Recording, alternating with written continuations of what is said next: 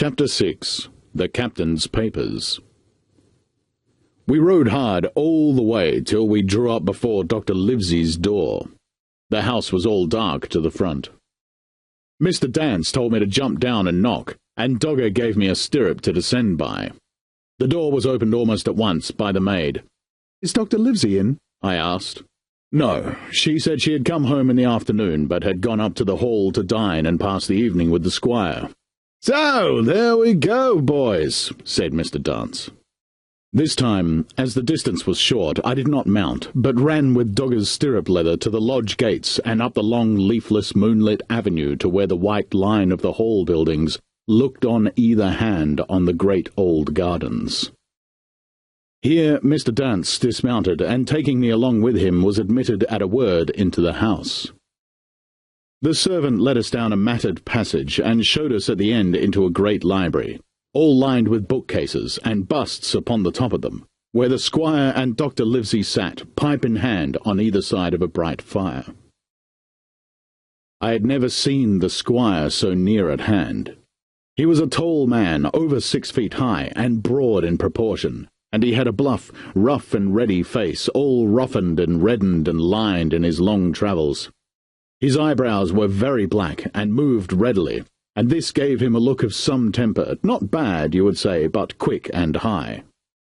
"Come in, Mr. Dance," said he, very stately and condescending. "Good evening, Dance," said the doctor with a nod, "and good evening to you, friend Jim. What good wind brings you here?"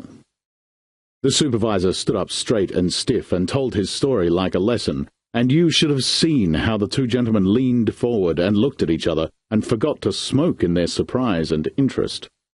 When they heard how my mother went back to the inn, Dr. Livesey fairly slapped his thigh, and the squire cried, "Bravo!" and broke his long pipe against the grate.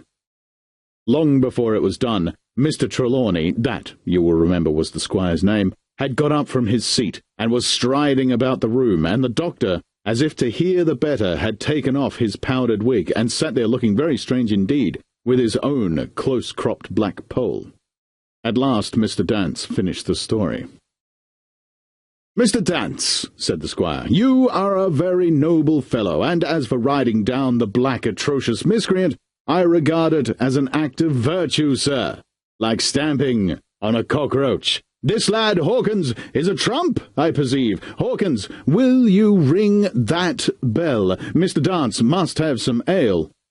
"And so, Jim," said the doctor, "you have the thing they were after, have you?" "Here it is, sir," said I, and gave him the oilskin packet. The doctor looked it all over, as if his fingers were itching to open it, but instead of doing that, he put it quietly in the pocket of his coat. "Squire," said he, "when Dance has had his ale, he must, of course, be off on his Majesty's service, but I mean to keep Jim Hawkins here to sleep at my house, and with your permission, I propose we should have up the cold pie and let him sup." "As you will, Livesey," said the squire. "Hawkins has earned better than cold pie." So a big pigeon pie was brought in and put on the side table, and I made a hearty supper, for I was hungry as a hawk, while Mr. Dance was further complimented and at last dismissed. "And now, Livesey," "Squire," said the doctor, said the squire in the same breath. "One at a time, laughed Dr. Livesey. "You have heard of this Flint, I suppose?" "Heard of him!" cried the squire. "Heard of him, you say? He was the bloodthirstiest buccaneer that sailed. Blackbeard was a child to Flint. The Spaniards were so prodigiously afraid of him that, I tell you, sir, I was sometimes proud he was an Englishman. I've seen his topsails with these eyes off Trinidad, and the cowardly son of a rum puncheon that I sailed with put back, sir, into port of Spain." "Well, I've heard of him myself, in England," said the doctor. "But the point is, had he money?" "Money!" cried the squire. "Have you heard the story? What were these villains after but money? What do they care for but money? For what would they risk their rascal carcasses but money?" "That we shall soon know," replied the doctor. "But you are so confoundedly hot-headed and exclamatory that I cannot get a word in. What I want to know is this. Supposing that I have here in my pocket some clue to where Flint buried his treasure. Will that treasure amount to much?" "Amount, sir!" cried the squire. "It will amount to this. If we have the clue you talk about, I fit out a ship in Bristol dock and take you and Hawkins here along, and I'll have that treasure if I search a year." "Very well," said the doctor. "Now then, if Jim is agreeable, we'll open the packet." And he laid it before him on the table. The bundle was sewn together, and the doctor had to get out his instrument case and cut the stitches with his medical scissors. It contained two things, a book and a sealed paper. "First of all, we'll try the book," observed the doctor.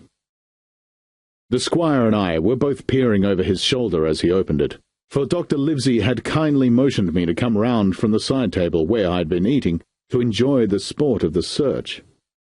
On the first page there were only some scraps of writing such as a man with a pen in his hand might make for idleness or practice. One was the same as the tattoo mark "Billy Bones his fancy," and then there was "Mr. W. Bones, mate. No more rum.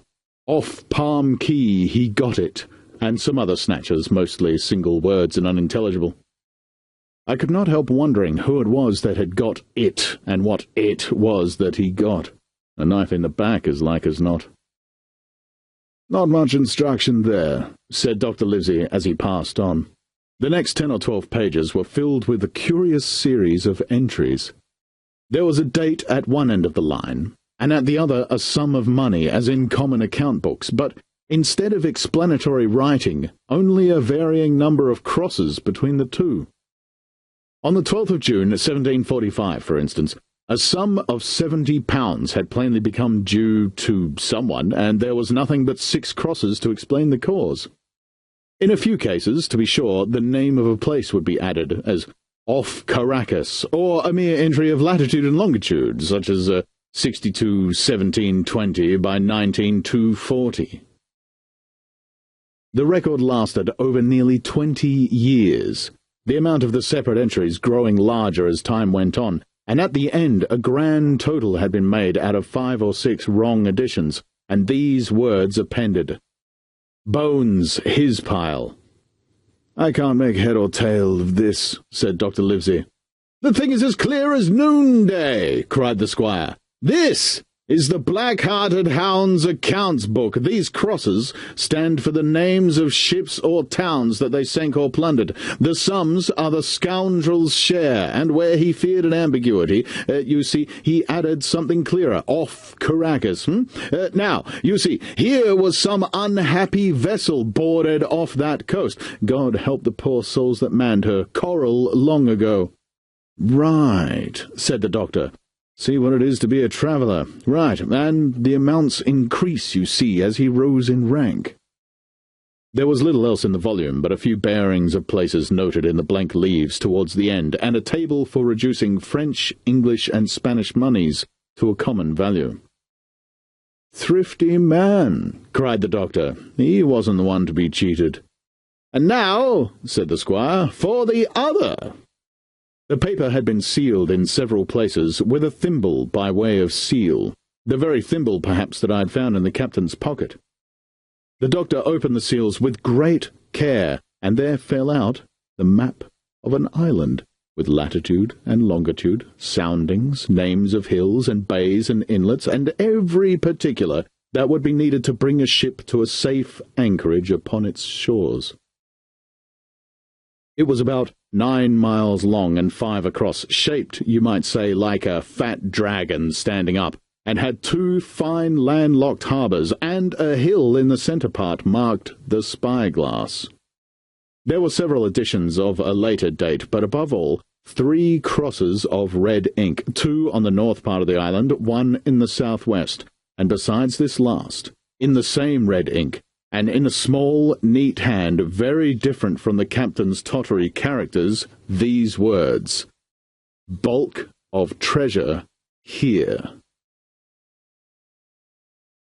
Over the back, the same hand had written this further information: "Tall tree, spyglass shoulder, bearing a point to the N of NNE, Skeleton Island ESE, and by E, 10 feet.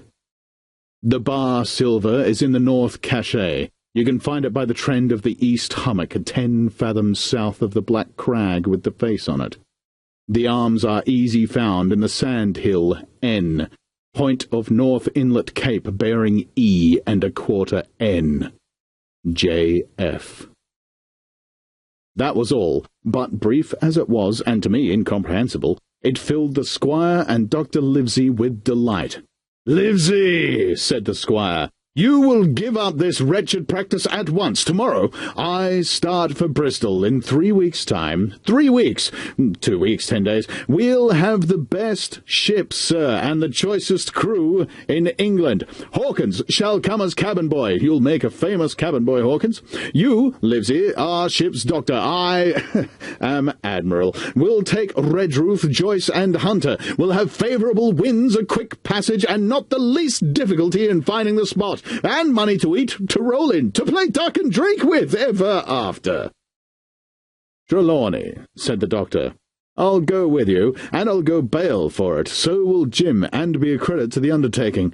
There's only one man I'm afraid of." "And who's that?" cried the squire. "Name the dog, sir." "You," replied the doctor, "for you cannot hold your tongue. We are not the only men who know of this paper.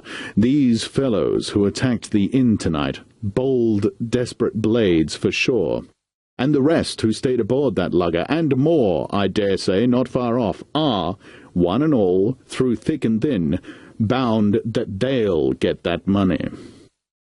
We must none of us go alone till we get to the sea. Jim and I shall stick together in the meanwhile. You take Joyce and Hunter when you ride to Bristol, and from first to last, not one of us must breathe a word of what we've found." "Livesey," returned the squire, "you are always in the right of it. I'll be as silent